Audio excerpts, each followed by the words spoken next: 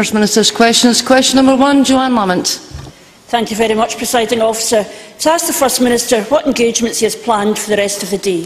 First Minister. Well, I'll be meeting the aforesaid Prime Minister of Lower Saxony. It should be said it's of huge interest to Scotland that somebody with such strong Scottish roots is Prime Minister of such an important German state.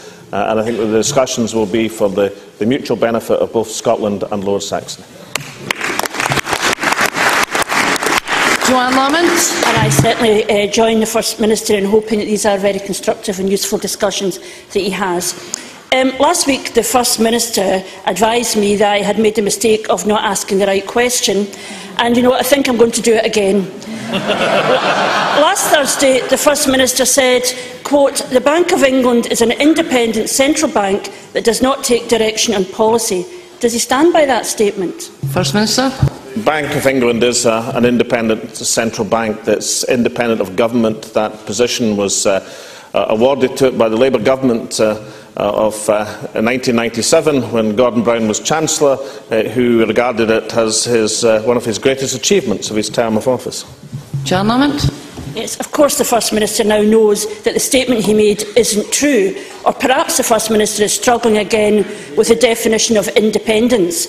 The only independence the bank has is to set interest rates to meet the inflation target set by the UK Government. When it comes to printing money, it needs the Treasury's approval. Indeed, the Bank of England doesn't have any money. It's all taxpayers' money through the Treasury.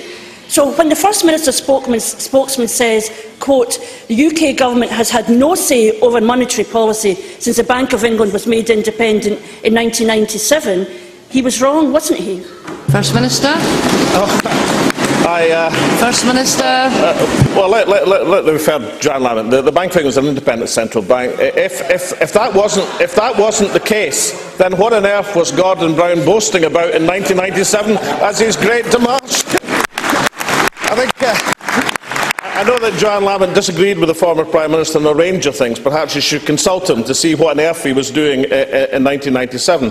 But just in terms of the debate, and I very much welcome Joanne Lamont's continuing contribution to it. She'll have noticed this morning the comments of Professor Blanchflower, one of the most prominent members of the Monetary Policy Committee of recent years, substantially supporting the very reasonable suggestions that have been put forward by the Scottish Government. Now, I know that Professor Danny Blanchflower has been quoted at length, David Blanchflower has been quoted at length by the Labour Government in a whole range of ways.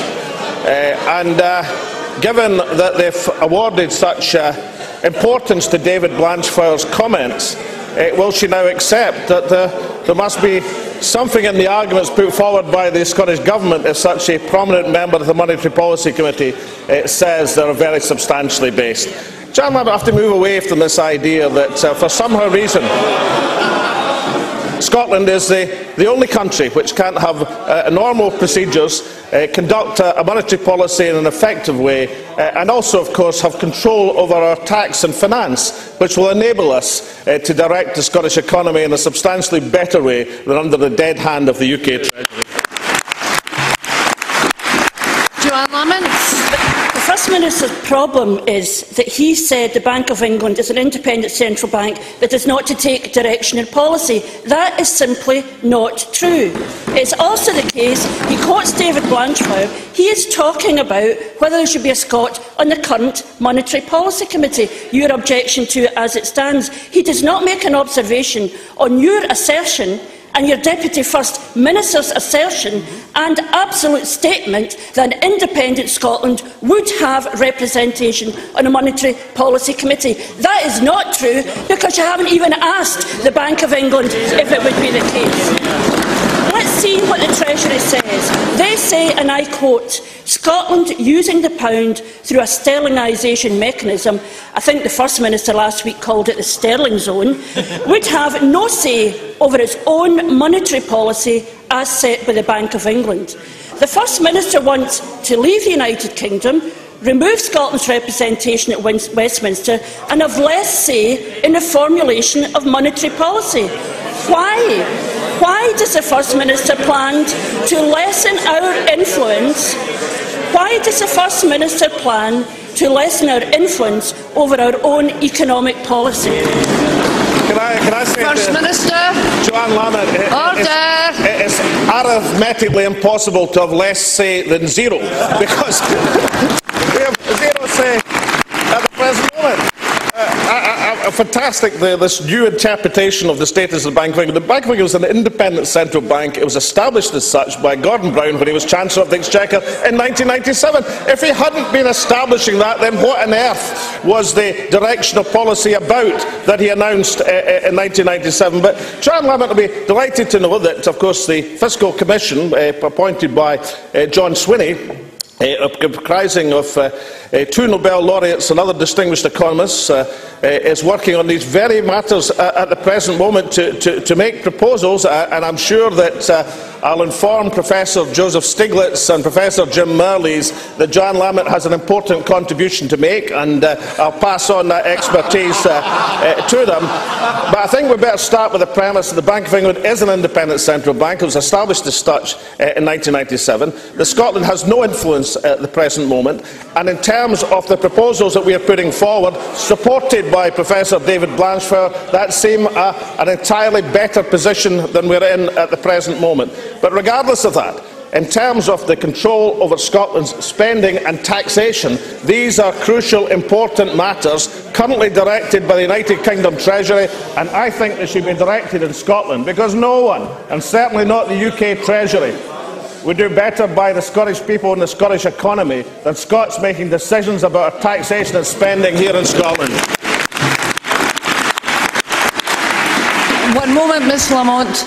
If Mr Patterson, Mr Gibson and Mr Scott could please cease their conversations, perhaps we might hear the questions and the answers. Joanne Lamont. I think the First Minister would require his colleagues with a Nobel Peace Prize or prize of whatever kind by Nobel to be able to explain the answers you have just given. They're entirely incomprehensible to those of us that are in here.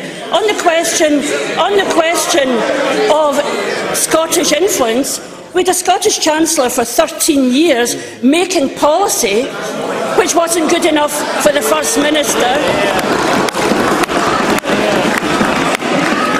But now we're hoping that in an independent Scotland we might possibly have a representation on a monetary policy committee, which of course has not been confirmed. The truth of the matter is that the First Minister's plans for leaving the United Kingdom will leave Scotland with less control over our economy, not more. And you know, either monetary policy is handed over to a foreign government with sterling, or it's handed over to German bankers in the euro. And all the assertions in the world doesn't make that Order. Because, of course, if the First Minister had the courage of his convictions, he would be alongside his old deputy, Jim Sillars, arguing for a separate Scottish currency. But we can only presume that he has worked out that no one will vote for that. So isn't he just coming up with an incoherent assortment of assertions in the hope he can hoodwink the Scottish people long enough to win his referendum? First Minister. Joanne Lamont's desperate need of a new scriptwriter so she can read out better questions on a week-to-week basis. Well, currently, the argument from Joanne Lamont is that we have some sort of control over policy at the present moment. If we follow her argument, and the Bank of England is really not independent, despite what happened in 1997, then that means the Chancellor of the Exchequer, George Osborne, is directing things at the present moment. So Joanne Lamont's argument rests on the idea that we have some influence and control over the activities of a Tory Chancellor.